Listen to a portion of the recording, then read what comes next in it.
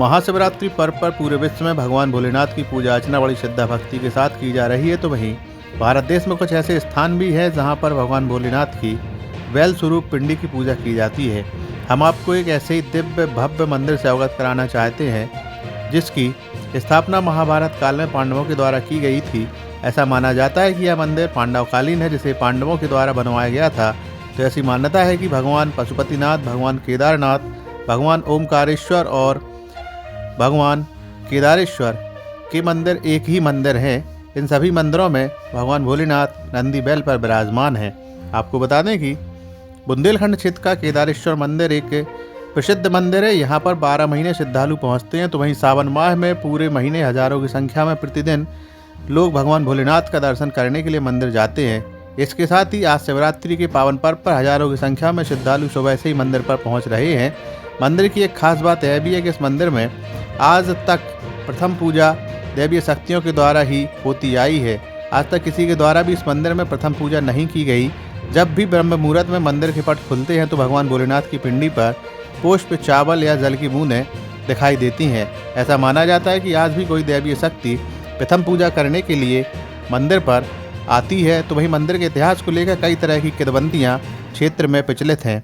फिलहाल कुछ भी हो, यह केदारेश्वर मंदिर बुंदेलखंड क्षेत्र के लोगों की आस्था का विशेष केंद्र है। इसके साथ ही मंदिर पर होने वाले कार्यक्रमों के दौरान सुरक्षा व्यवस्था का भी विशेष इंतजाम स्थानीय तहसील प्रशासन एवं पुलिस प्रशासन के द्वारा किया जाता है।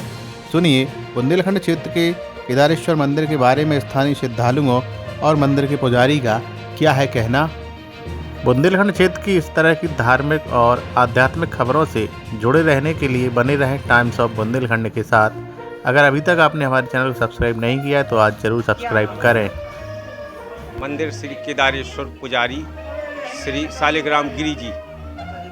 मंदिर का इतिहास क्या है? ये जो है पांडवों द्वारा स्थापित है। भगवान जब पांडव लोग अज्ञातवास के लिए गए तो उन्हें सोचा चलो गंगा स्नान किया जाए, भगवान शंकर के दर्शन किए जाएं। तो मंदिर छोड़ के भगवान बहिगमन हो गया कि पहले आप प्रायश्चित कहिए जो इतना महाभारत में अनर्थ हुआ है। तो जब मंदिर छोड़ के भगवान बहिगमन हो गए तो पांडवों ने पीछा किया। पीछा करते करते 107 भैंसा चल रहे थे। जब 108 में जब भगवान उसमें सम्मिलित हो गए तो पांडवों ने सोचा कि अब कैसे पहचानवाएंगे। तो अर्जुन ने चारों तरफ से बाणों की बारी लगा दी। तो अर्जुन नकुल सहदेव से कहा कि इनको एक एक कर निकालना, जो भैंसा होंगे वे तो निकल जाएंगे और भगवान शंकर ही निकलेंगे। तो आज भारत और नेपाल के बॉर्डर पे जो भीम पहाड़ के नाम से पर्वत है वहाँ भीम ने टांग रखी थी।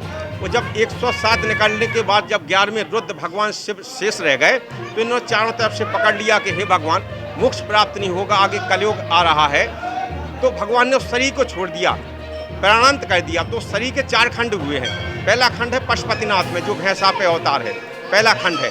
दूसरा है आंध्र प्रदेश में मल्लिकार्जुन जो दूसरा खंड है। तीसरा केदारनाथ जहाँ पुट्ठा पूजा जाता है। और संपूर्ण पूर्ण स्वरूप भगवान का यहाँ है जो बुंदेलखंड में अपन लोग इसके भाग्यशाली हैं कि जो भगवान के अपन लोग दर्शन कर रहे हैं। अच्छा, माना जाता है कि यहाँ पे पहली पूजा देखो जो स्थापित की है, क्योंकि भगवान स्वयंभू हैं तो यहाँ ना आदि है ना अंत है। तो जो इनको वरदान दिया होगा कि आप ही हमारी सर्वप्रथम पूजा के हकदार हैं। तो आज ब्रह्म मुहूर्त में जो आप पट खुलते हैं 4:30 बजे तो आप कुछ ना कुछ उसमें अनुभव करेंगे। अक्षत या ताजे जल की बूंदें, कुछ ना कुछ स्वतः चढ़ा हुआ मिलता है।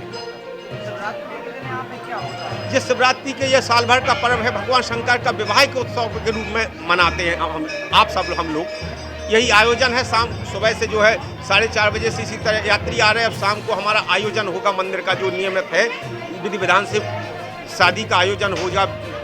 वहाँ से बारात भी चलेगी, भगवान शंकर का यहाँ भंडारा भी लगेगा और शयन आरती होगी। वो तो रात को लगभग 2-2:30 बजे तक कार्यक्रम श्रृंगार दर्शन होगा। लगभग कितने भीड़ होती है?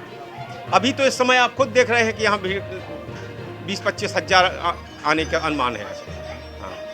शिवरात्रि का महत्व क्या है इस मंदिर? ये भगवान शंकर का विवाह का विशेष रूप से जाना जाता है।